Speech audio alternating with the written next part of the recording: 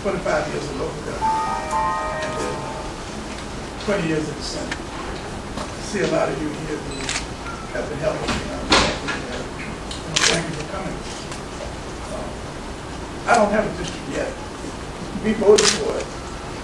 The governor signed it, and we sent it off to the Justice Department, and they are looking at it. I'm getting questions tomorrow from the Justice Department lawyers. I'm assuming the district is going to be approved, and to make sure we don't delay the elections, we're going to go ahead and run on the basis that it's going to be approved. If it's not approved, we got to start over. Some of you might be old enough to remember that Richmond's elections were delayed for 7 years while they were being contested in the Justice Department and in the courts. I was frozen in office as vice mayor for 7 years. That was not good for me, it was not good for the citizens. If they didn't like what I was doing, they couldn't do anything about it for 7 years. And, but I think this plan is going to be approved. Both the Republicans and the Democrats approved. The governor finally signed it as modified. And so I don't think anybody much is opposed to it. The only question for the Justice Department is, does it dilute the opportunity for African Americans to elect a candidate of their choice? Doesn't have to be a black candidate for me of their choice. And of course my answer is no when they interview me, because I don't have as many African Americans in my district as I had, but it doesn't stop me from electing. African Americans are elected me. I don't just represent African Americans. I represent all the people in my district. And if I've done that well, then it shouldn't matter whether I have a few more African Americans or not. There are a lot of Hispanics in my district for the first time.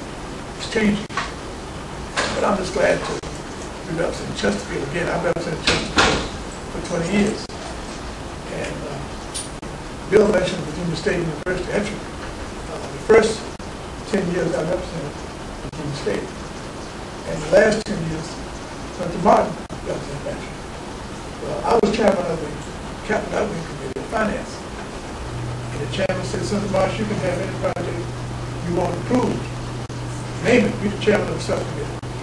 So I said, I want a convocation center for Virginia State University. And it's one that would serve not only Virginia State, but it would serve Hopewell, Denver, Prince George, the whole area. 7,500 seat facility. And we have it in the budget. We acquired the property, and they will not have to have graduations in the rain or speakers packed in at 8 different buildings to have a graduation. Year after next, convocation center will be complete.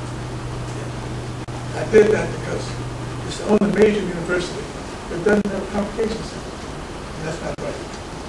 So I've worked for Hopewell, I've worked for Petersburg, Chesterfield. Stimulus funds came to Chesterfield, and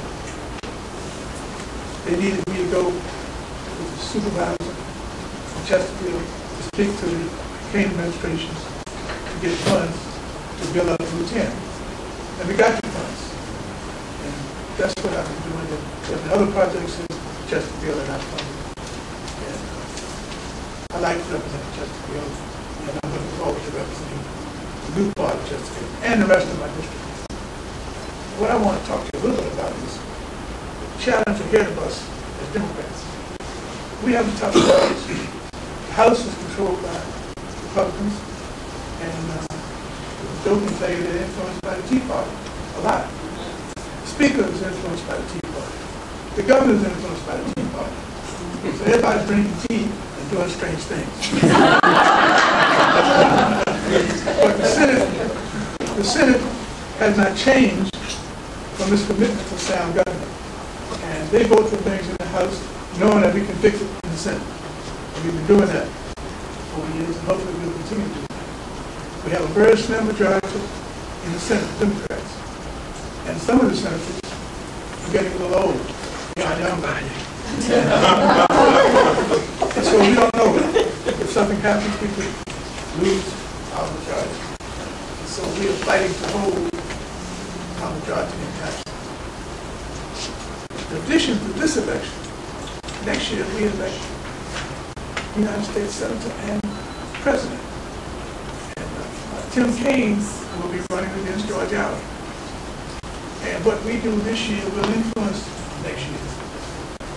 And President Obama will be running against some Republicans, maybe Donald Trump, maybe somebody else. But whoever it is, we're going to need to be unified as a party.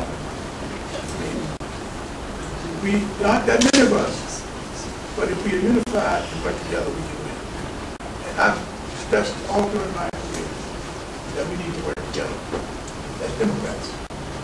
And it's important for the country. When the stimulus funds came to Virginia, we went and fought for Chesterfield to get funding for stimulus funds, and they got it. And even though the county was Republican, I met with the Kaine administration, and we invested with the stimulus funds. That's what a senator is supposed to do.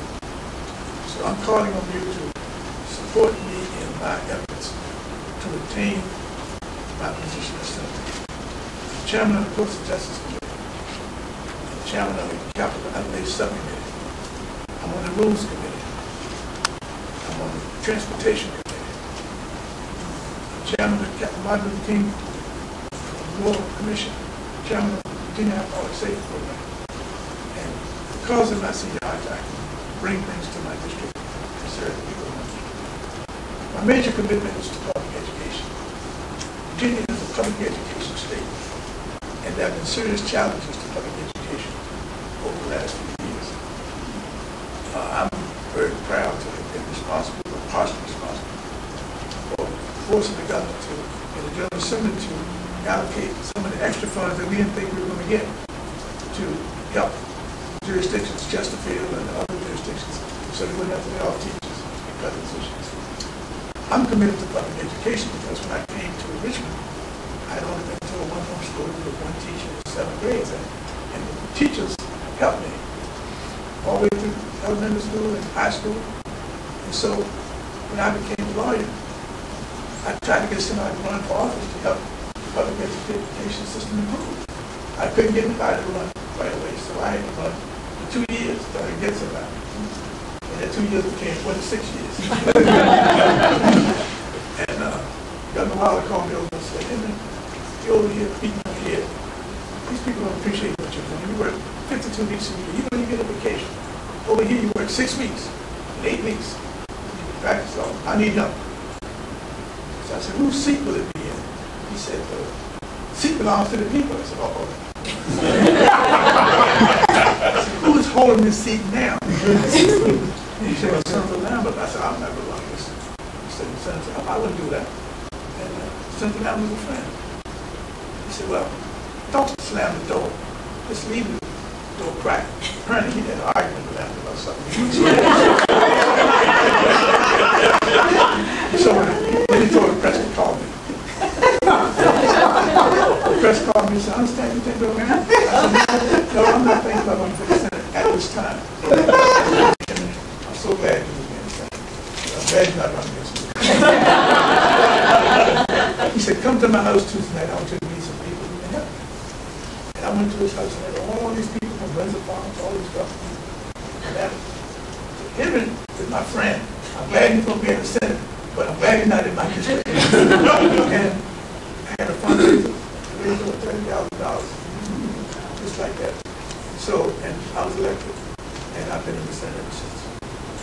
But I've worked to keep unity in the Senate because if you divide, a lot of times when there was a minority, you divide, you're nothing. And even when you're in the majority, if you divide, you're nothing. So I'm fighting for unity among the party. And we were needed to re-elect President Obama. It's a funny thing. When President Obama was elected, all of a sudden, the Tea Party came into existence, fighting everything the president is doing.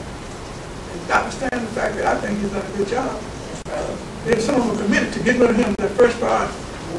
And that's not the way I think that's going to work. So I'm telling everybody I'm supporting President Obama for re-election.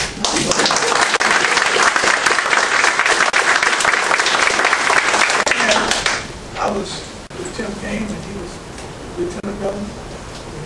First I know the Senate, and he was governor. And I think he's one of the best governors we ever had. And I'm supporting him for being.